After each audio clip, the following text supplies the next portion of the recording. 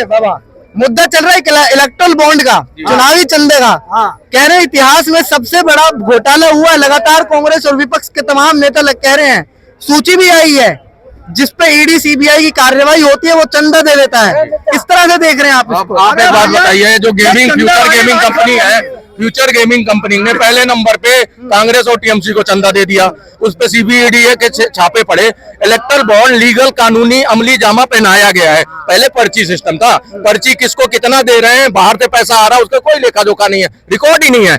आज वो अमली जामा अरुण जेटली ने पहनाया बीजेपी की सरकार में, और आरबीआई के पास सारा लेखा जोखा है। लेकिन उसमें एक कानून है कि भैया हम सार्वजनिक नहीं कर सकते ब्यूरोक्रेट के नाम, अगर उनको करेंगे तो उनको राज्य में नुकसान होगा, क्योंकि सरकार किसी की होगी, उसके अंदर उसको काम करना है तो उसको बहुत भारी नुकसान होगा। ये कानून है। बात तो सारी यही है ना, सत्ताधारी पार्टी पूरा का पूरा चंदा ले लेगी, जिसको डराना चाहेगी। आप देखो हफ्ता वसूली अगर कोई करता होगा, कोई पावरफुल आदमी होगा तो किसी भी दुकानदार के पास जाकर लो भाई दीजिए, तो वही वाला काम तो हो रहा है। आपको पहले बताऊं, जो चांदनी चौक में जितने भंगार वाले हैं, बढ़िया दुकानदार है, इन पे पड़ता था कांग्रेस के टाइम में छापे। मोदी जी ने तो उनसे वसूला है जो अरबों खरबों पति संपत्ति लेके काम कर रहे हैं, रोजगार कर रहे हैं, उनसे वसूला है। पहली बार हुआ इतिहास में, नहीं तो पहले आम आदमी से वसूला जाता था। पर्ची आम आदमी की जाती थी और वो जेब कटती थी आम आदमी की, इसलिए त्रस्त थे। आज जो है नाम निकल के आए, आपने कभी सुने थे इनके नाम? कभी नहीं सुना था। जब उसका लिस्ट दी गई और इनको पहले ही जारी कर दिया गया किस पार्टी को कितना चंदा आया है, पहले सार्वजनिक हो गया। फिर कोर्ट ने कहा कि भैया इलेक्ट्रल बॉन्ड और पेन ड्राइव दे दो, उन्होंने दे दिया। उन्होंने कहा सीरियल नंबर, उनमें उसमें क्या होता है, स्क्रैचिंग सिस्टम होता है। जब आप की कोशिश की लेकिन दे दी, बार बार ठोकर। और जब सत्ता में जो पार्टी होती है, जिसकी ज्यादा सरकारें हर राज्य में है, काम कर रही है, उसको मिलता ही चंदा ज्यादा है, पहले भी मिलता रहा है, ये परंपरा यही रही है। एक चंदा होता है खुद से इच्छा शक्ति से देना, एक होता है जबरदस्ती देना, इसमें फर्क है। इतने बड़े बिजनेस है। आप देखो मेगा इंजीनियरिंग एशिया की 5वें नंबर, आज से 20 साल पहले कंपनी थी मेगा इंजीनियरिंग, जो हैदराबाद में उसके डायरेक्टर है रेड्डी साहब, उनके सीईओ हैं। मैं उस कंपनी में काम कर चुका हूँ। आपको एक बात बताओ, उतनी बड़ी कंपनी है, डायमंड शेप में कोठी बनी हुई है, अगर उसको 500 करोड़ दे रहा ना, उसकी एक दाढ़ भी नहीं जाएगी। 500 करोड़ कोई फर्क नहीं पड़ना। अगर ये बंगार वालों से लेते, दुकानदार से लेते, उसकी जेब पे फर्क पड़ता था। इन्होंने ब्यूरोक्रेट को धरा आपकी बार, और बहुत अच्छा है। तो आप फाइनली ये कह रहे हैं कि ठीक है, ले रहे हैं, लेने दो, जबरदस्ती एक आदमी का चुनाव नहीं लड़ सकते। और ये चंदा जवाहरलाल डाकू ने वो भाषण में वो बहुत टाइम हो गया, बात अब की करो, कहाँ तुम इंसान को कुछ नया चाहिए, इंसान को कुछ अच्छा देखना, इंसान को कुछ बहुत ही सुंदर बनाना, इंसान को कोई सुंदरता चीज चाहिए, कोई अच्छी चीज चाहिए। मतलब कोई भी सरकार आए, कैसी भी सरकार है, मैं तो एक ही चीज चाहूंगा कि देश को खूबसूरत होना है। बन रहा है खूबसूरत आपकी नजर में? मेरी नजर में देखो मकान बने, मेरी नजर में शौचालय बने, मेरी नजर में हर चीज बना। जिसके बाद आज मकान नहीं था, उसके बाद आज मकान है, जिसके बाद दुकान नहीं थी, उसके बाद आज दुकान है, जिसके बाद खाने के लिए नहीं था, उसके बाद खाने के लिए आज बहुत कुछ है। और जितने भी है जो आ रहे हैं, तो इसमें संदेश चाहिए, इसमें वो चाहिए, सारा कुछ मांग रहे हैं, वो गलत है। मेरी तरफ से जो भी सही होगा वो बनेगा अपना देश।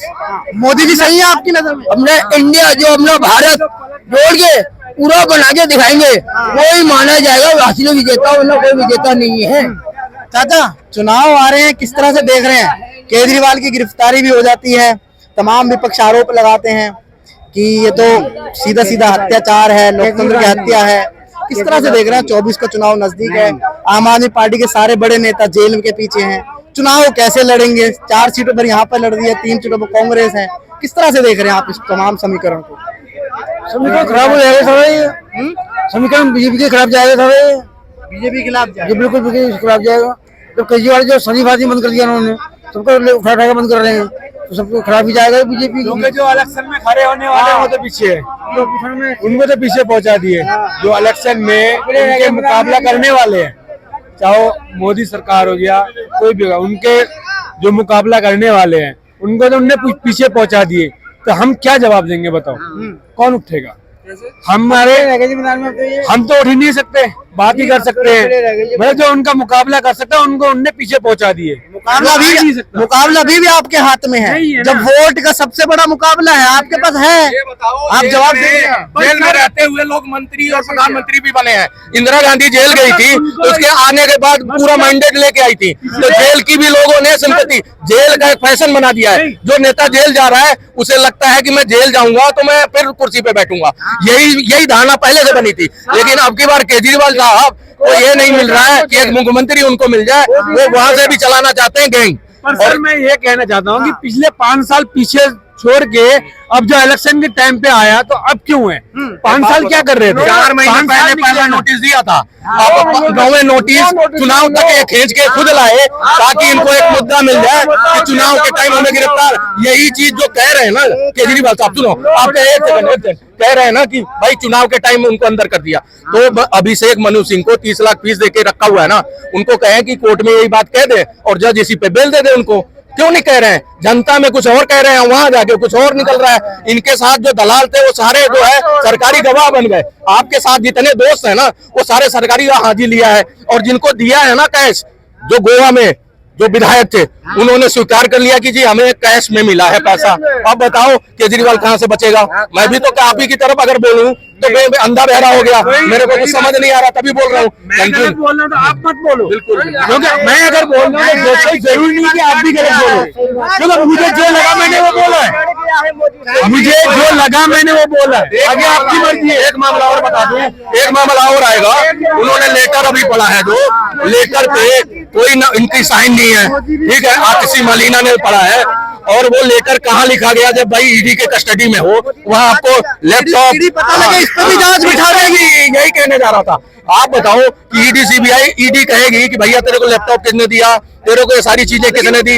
नहीं दिया, वो लेटर यही बनाया गया और जल्दबाजी में बनाया गया। एक सवाल मेरी तरफ से है, जनता लगा आप देखते हैं, ये ईडी और सीबीआई या इनकम टैक्स किसकी भी छापेमारी होती है, विपक्ष के नेताओं पे क्यों है? मैं बता दूं, आप देखेंगे, डेटा भी देखेंगे तो आप 95% विपक्ष के नेताओं पर ही पड़ी है। सत्ताधारी पार्टी में भी भ्रष्टाचारी हैं जिन पे आरोप हैं, उनके पास ईडी की रेट नहीं जाती है, चाहे वो विपक्ष के नेता भी हो। अगर बीजेपी ज्वाइन कर लेते तो खत्म हो जाती है। एक बार मैं आपको बता दूं, मेरा हो सकता है कि आपको फिट ना बैठे, 10 लोग अगर भ्रष्ट हैं, 10 लोग में से 4 लोग मेरी साइड इधर आके खड़े हो गए और 6 लोगों सामने खड़े हैं, आंखें दिखा रहे हैं लाल, तो ये बताऊं 6 लोगों पे ही ध्यान पहले जाएगा। पहले इनको अंदर करो ताकि ये वाले जो है इनको भी खतरा रहे। उनकी फाइलें बंद नहीं की ईडी ने, आज वो है, जरूरत खत्म होने के बाद शुरू हो जाएगी उनकी इंक्वायरी, वो भी जाएंगे अंदर। अगर एक फैशन चल पड़ा है कि सिटिंग चीफ मिनिस्टर जेल जा सकता है, उसको एविडेंस पूरे पुख्ता है, तो इनके भी एविडेंस है, और ये खैर मनाए जब तक इधर खड़े हैं। अपनी देखो, अपनी आइडियोलॉजी छोड़ दी उन्होंने, कितना बड़ा त्याग किया है, सब कुछ छोड़ के बीजेपी की विचारधारा में आ गए तुम, तो कितना बड़ा सेक्रीफाइस है। यानी अपनी सब कुछ सेक्रीफाइस करने के बाद न्यूट्रल एक हार्ड बांस के आदमी हो गए जो आगे बीजेपी में खड़े हो बचने के लिए। तो ये इनके लिए सबसे दयनीय है, चिंतनीय, भसनीय है जो लोग इनके साथ खड़े हैं और जिनपे भ्रष्टाचार करप्ट के मामले चल रहे हैं। हाँ, कुछ कहना चाहेंगे भैया चुनाव में? भैया बोलेंगे, भैया तो बोल ही नहीं है। हाँ सर इसमें क्या है ना, पहले तो अपना वर्क करना चाहिए, नहीं वर्क करना चाहिए, पहले तो स्वच्छता चाहिए, बाद में अपना वर्क करो, बाद में वर्क करें। जो रोजगार नहीं मिला मेरे को बोलो ना। हाँ, रोजगार नहीं मिला तो मोदी को हटाओ, अमित शाह को हटाओ, सबको हटाओ। हाँ। मैं खड़ा हूँ, किसको लाए फिर? मेरे को ला दो। तुम्हें ला दें? हाँ, भरो फॉर्म चुनाव के लिए। आप वोट दोगे? आप वोट दोगे? बिल्कुल वोट देंगे। बाजी बाजी बिल्कुल सुनो ना, पहले 2 घंटे मेरी बात ये पकड़ो, 2 घंटा पहला आपका वर्क और 4 घंटा आपका वर्क, और बाद में खाना नहीं मिला, मेरे को बोलो, रोजगार मैं भी लाऊंगा, अम्मा का रोटी मैं खिलाऊंगा। ठीक हो गया। कुछ कहना चाहेंगे? क्या आएगी तो बीजेपी। इस 10 सालों में और इस 50 सालों में कुछ अंतर है, आपको अंतर लग रहा है? इन 10 सालों में कितनी हमारा भारत तरक्की की है, 50 सालों में कुछ भी नहीं हुआ। क्या तरक्की की है? सब तरक्की किया। हम पूछना चाहते हैं आपकी नजर से, आप युवा हैं, क्या नाम है? मेरा नाम प्रदीप है। प्रदीप भाई, आप किस तरह से देख रहे हैं, क्या तरक्की हुई है पूरे 10 सालों में?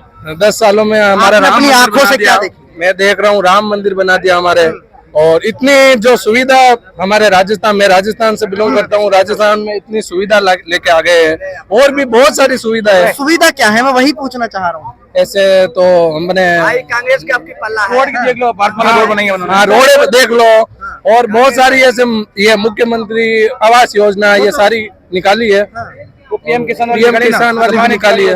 6,000 रुपए साल में। 12 कर दिया, मिला के 12बारह कर दिया, पहले 6 था। राजस्थान में हाँ राजस्थान में 12 कर दिया। ऐसे बहुत किया है, ऐसा नहीं है कि नहीं किया है। हाँ।